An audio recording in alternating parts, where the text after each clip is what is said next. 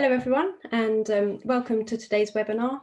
It's just gone 1 o'clock, so I'm just going to give everyone a chance to join. Do feel free to drop into the Q&A box and say hi. We've disabled the chat feature as we've discovered it can cause problems for some people using screen readers. So I'll just give it a few more moments for more people to arrive.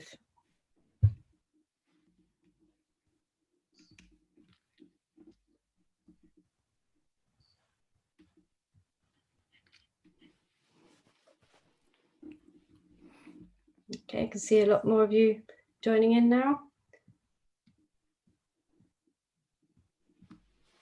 Okay, so hello everyone, and welcome to the 6th session in our Accessibility Insights series, where AbilityNet's Head of Inclusion, Robin Christopherson, hosts a monthly online chat with individuals who are each working to improve digital accessibility and digital inclusion.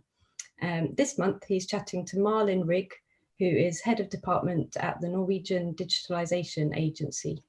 I'm Annie Mannion, and I'm Digital Communications Manager at AbilityNet, and I'll be running you through today's session. So just to go through a few bits of housekeeping. So we have slides available at slideshare.net/AbilityNet, and also on our website at abilitynet.org.uk/insights-Norway.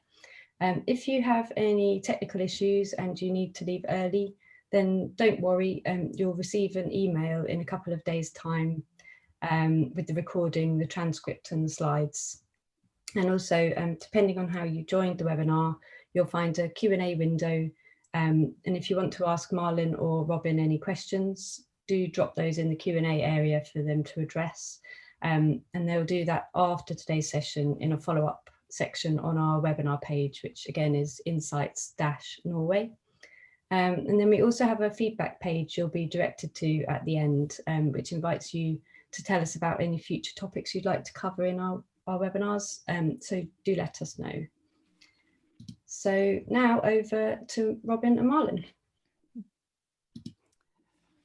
Fantastic. Thank you, Annie. Malin, welcome. Thank you. Really pleased to have you on this month. I've known Malin for several years now, and it's always a pleasure to have a chat. There's so much going on in your neck of the woods. Actually, is there a lot of woods in Norway? I think there is. It is. That's an expression that we have in your country and in Europe and across the world as well. And first of all, I always have to ask, what drink have you got to help you get through the ordeal? I've just got some tea. I got coffee, a lot of it. I always start the day with coffee, a couple of cups of coffee, but if I go too far, then bad things happen. I've probably said too much there, but anyway. So yeah, I've got tea.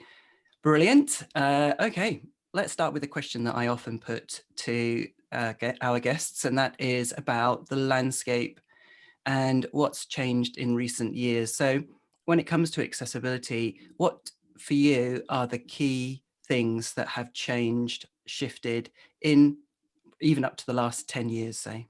Well, there has been, I would say, a significant change in accessibility. Or firstly, I might say that my field is accessibility of ICT solutions. So that is kind of the viewpoint from which I'm speaking.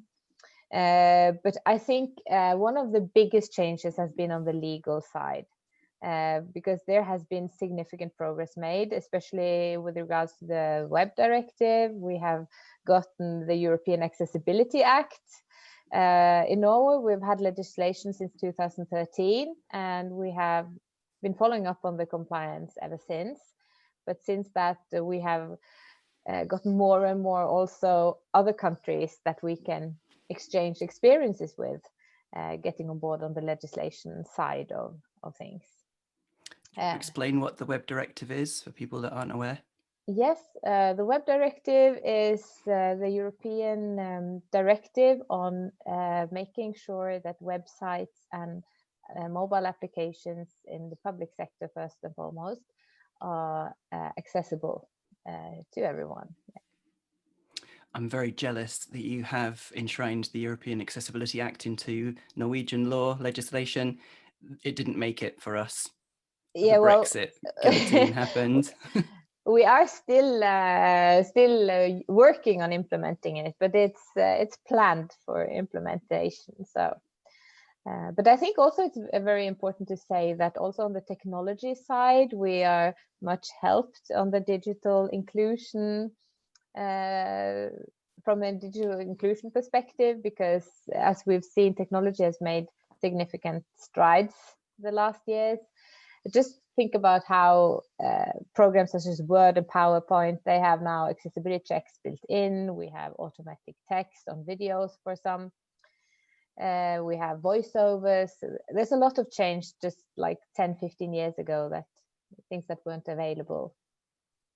So. I think we're potentially very spoilt being English speakers, because we tend to get all of the things that have happened in mainstream technology, that have made them more inclusive. I know that language is a barrier though. So what things in Norway do you have, and what don't you have? Things that have popped up in Windows 10, in iOS, that sort of thing. What are you missing?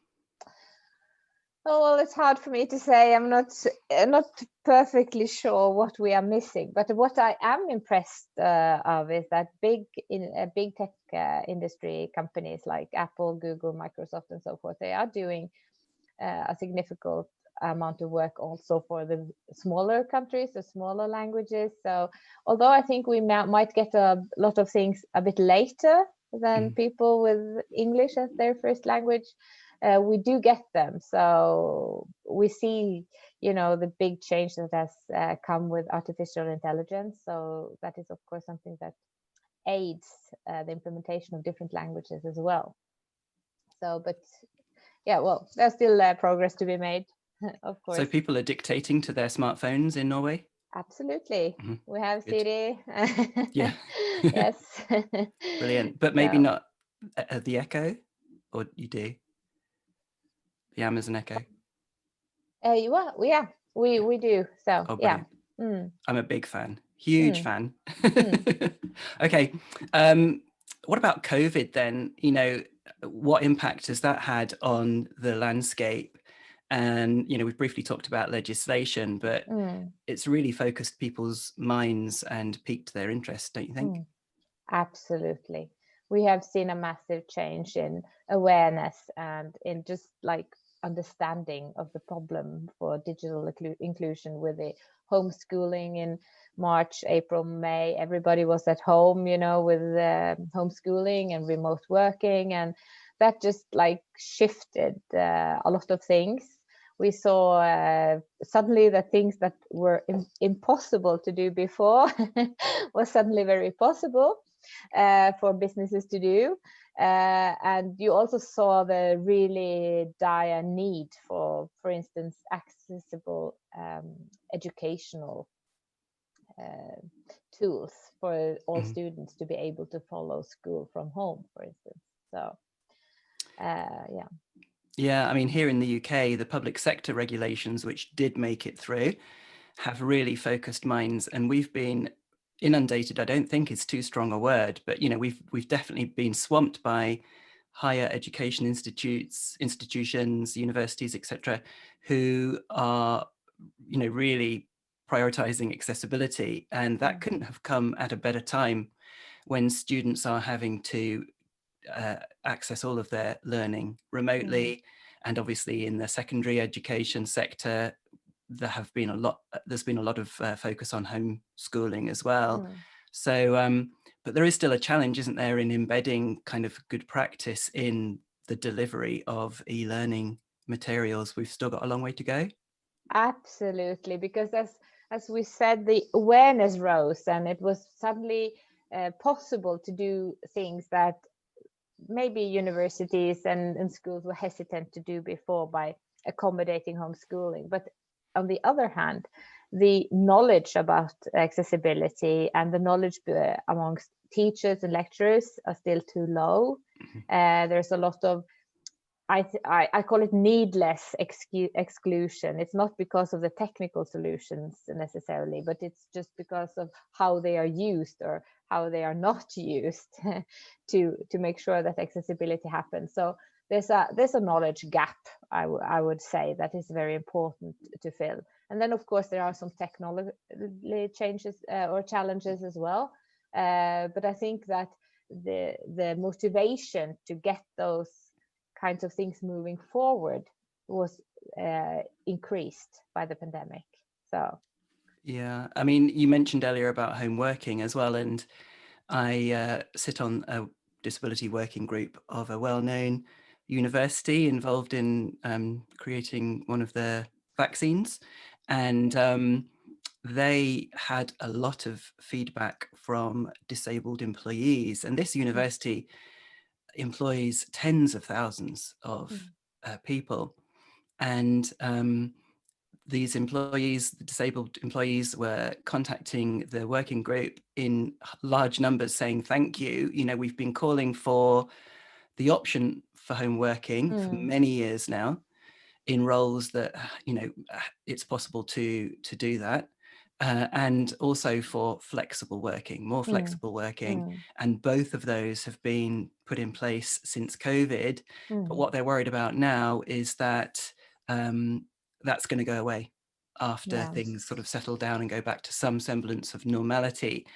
And so they're seeking assurances from the powers that be within the university that they won't be forced to, go back to traveling into work when their role doesn't require it. I think it's almost going to be inappropriate to expect people to travel, particularly with disabilities, but not just anybody really. If they can do it from home, then that's less stressful. It's potentially got fewer costs, fewer overheads for that particular organization. So yeah, I think that is it the same in Norway, that there's a general feeling that things are never going to go back to the way they were before? I think, well, that is my personal view, of course, but I think it's a general view that it won't go back to the way it was before. But of course, there are very important to note that there are pros and cons of everything, and there's also a cost with everybody sitting remote, that you lose also some kind of community and some kind of maybe other challenges can arise. So I think we will not go back to the way it was before, but maybe you will have more flexibility and more getting together. Yes, more choice, getting together when that is very necessary, and then maybe not all the time just to do it. So it's I think you will have a more diverse way of working, at least, and also go to school, hopefully.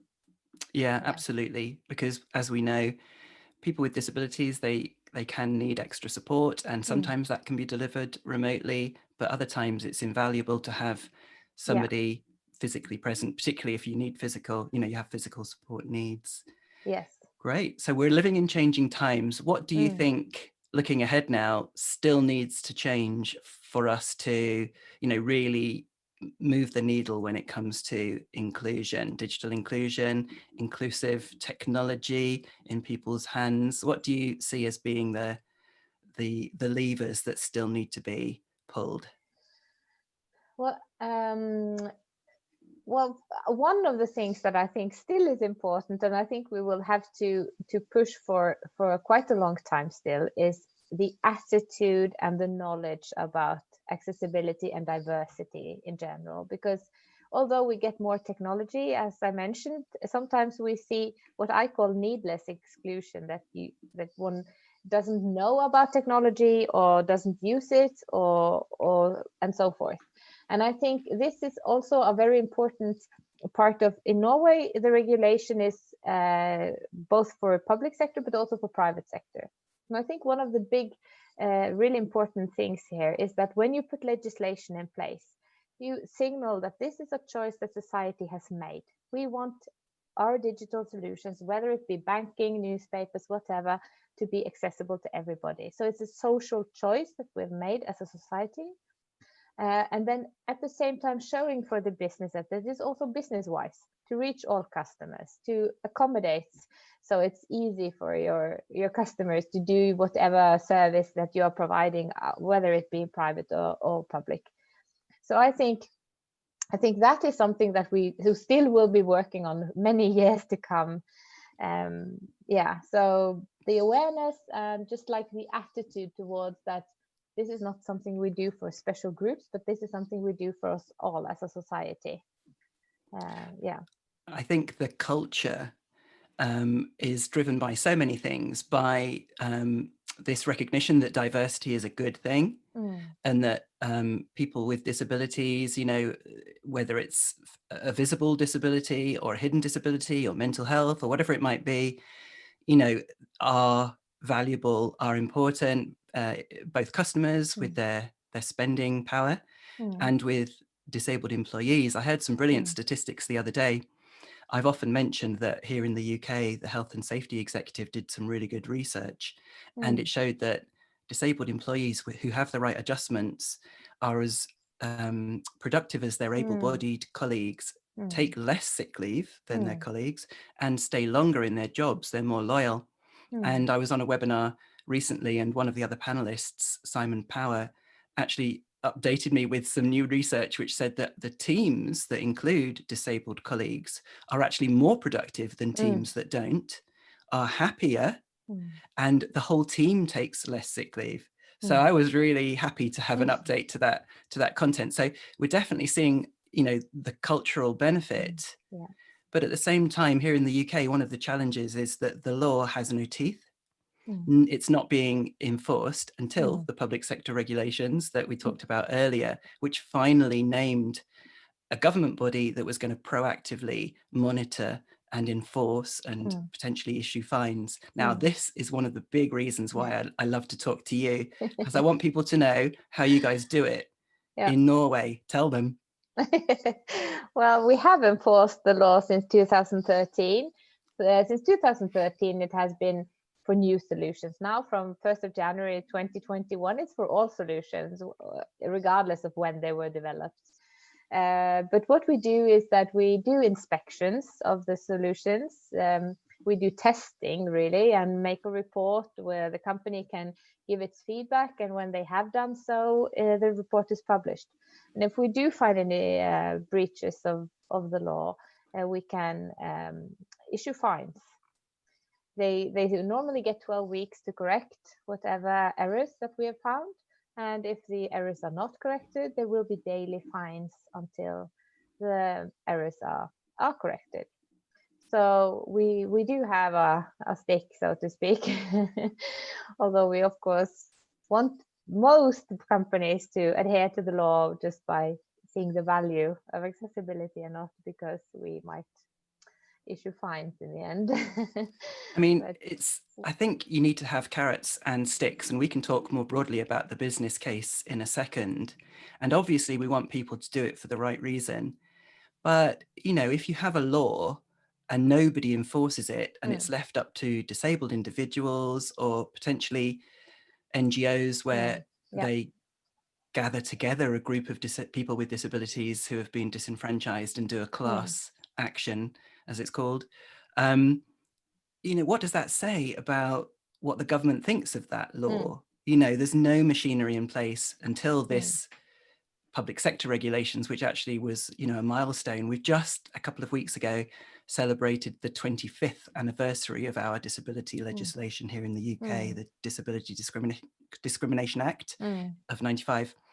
And yet the government did nothing to enforce it. So, you know, it doesn't engender inclusion when it comes to the culture. You know, okay, it's there, the legislation's there, but nobody cares enough about it to actually enforce it. So, you know, that what you guys have chosen to do, I think, has really shifted the needle, hasn't it? You've seen a kind of a change in how many websites out there are meeting the sort of minimum levels of accessibility. It's having an impact on disabled customers. Tell us about the scale.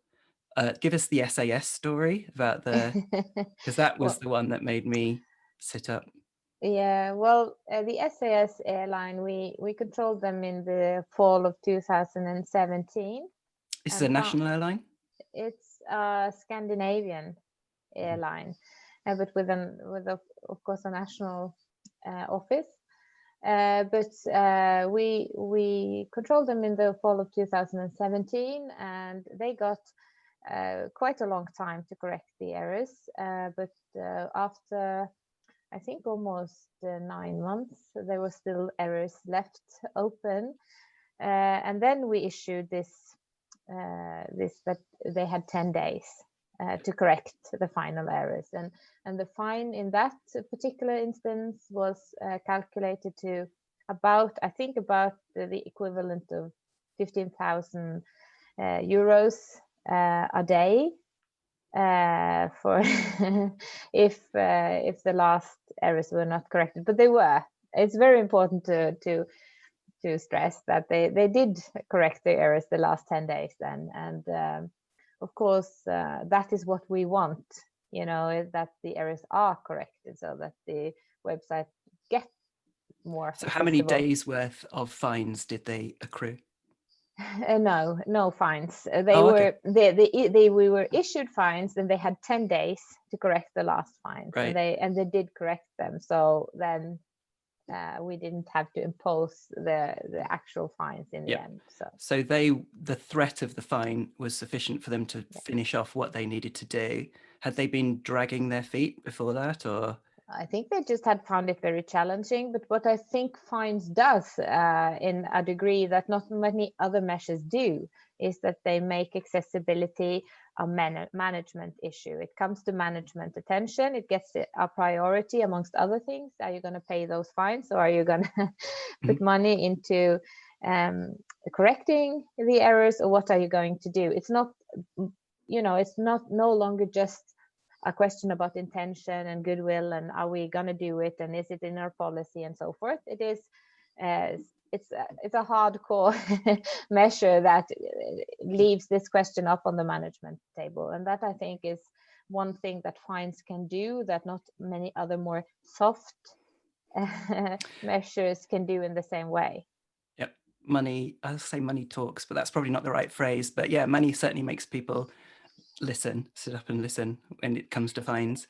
Yes, so, and if I might add, I think it's very important that the enforcement, for me, it's first and foremost a signal of what we talked about earlier, that what the society thinks of this. It's not so much a question between the individual and the company and whether or not and discriminated or not. It's more, this is what the society requires from you as a business. This is one of the many requirements you have to fulfill, you know.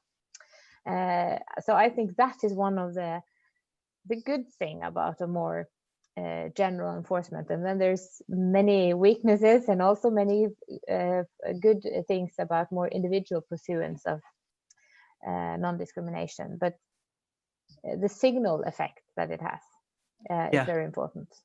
Definitely. It says that as a nation, as a culture, we value diversity, and that includes people with disabilities. There's a brilliant organization, the Valuable 500. Caroline Casey has spearheaded a campaign to get 500 global names to sign up to prioritizing disability because of the festival of diversity that we're all kind of participating in. Disability is the poor cousin. It's the Cinderella that often gets forgotten and left behind, not invited to the party.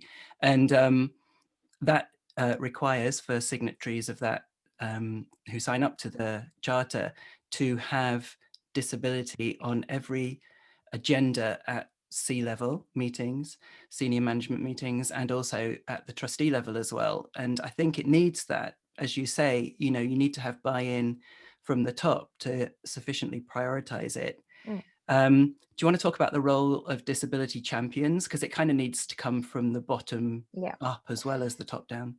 Absolutely. And I want to give a big also thank you actually to the IT industry and the tech companies, and because a lot of the innovation and the really good solutions that we all want to use comes from the tech companies. It doesn't come from those companies because it's legislation. It comes because they think it's business wise, they think it's maybe part of the policy, they make a conscious choice.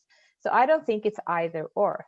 I think it's both, you know, and that government on their side can say this is what we require, and then the tech companies and the businesses themselves have to have some people that champion this, maybe do the innovation, drives it forward, you know, through competition, but also just through policy making on their own, which is really important. And then of course all the users, because what I think is very important is also we want everybody to participate. We want a society where everybody can participate and on equal terms.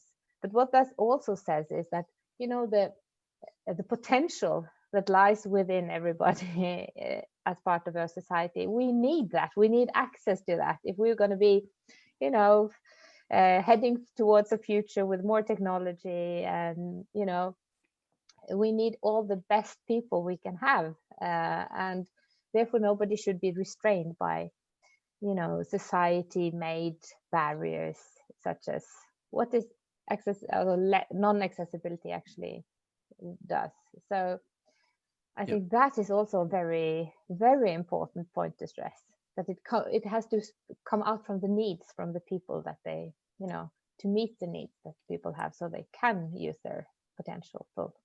Absolutely. You know, the business case is very strong. And as you highlight, you know, there is a very significant and tangible and measurable business case for inclusion. It's not just about, you know, doing the right thing, fear of legislation, you know, of repercussions, legal repercussions. The likes of Microsoft, Google, etc., have benefited from COVID, from the move to digital, to online, because they were prioritizing it prior to that. For many years, they, you know, Apple as well, have been making things a priority to make them as inclusive as possible. And so they were well placed to scale up products to, you know, meet needs in the new needs in the marketplace, or more significant needs in collaborative working, in online remote, you know, connectivity or meetings, etc. So yeah, absolutely. I'm going to finish off by asking you a quick question that was put to you by Christopher Patno of Google last month, and we've kind of touched upon it.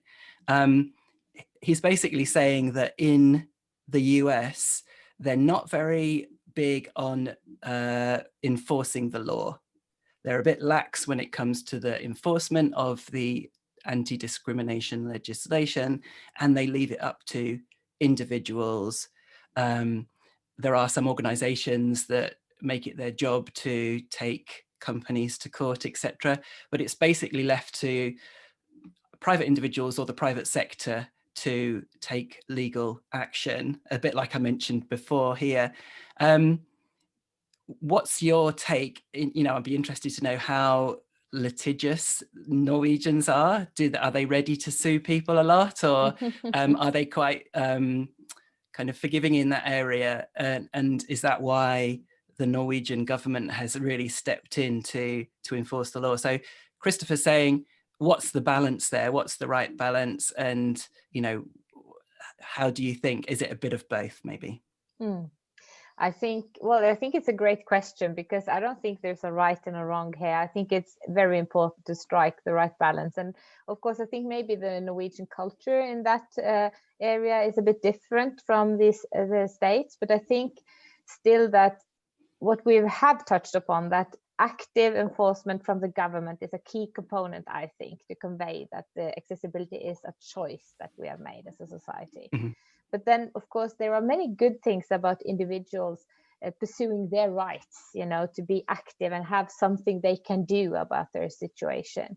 What I think maybe be not always a good thing about that is that the burden is solely on the individual, and that burden can be too great. So it can hinder you into getting what you need. So I think it's a very good to strike a good balance, both with enforcement and also have some strong ways of making it possible for individuals to pursue their rights at the same time. Fantastic. And sticking with policy, have you got anything that you would like to pass on to our next guest, which is Alejandro Malido? He's policy coordinator at the European Disability Forum. So what would you like to pass on to him? Well, I know Alejandro, so hi Alejandro. Now with the Web Directive in place and the European Accessibility Act on the way, I would like to know, what would the EDF see as the biggest need for future regulation, if any, on accessibility? What would be the next step in your view? Fantastic. The next big step. Oh, I wish we were having the European Accessibility Act coming here. I wish that was our next step. But yes, beyond that, what's the next big thing? Thank you very much indeed. A real pleasure, as always, and have a brilliant rest of the year. Thank you again. And I'll pass back to Annie to wrap things up. Thanks, Annie.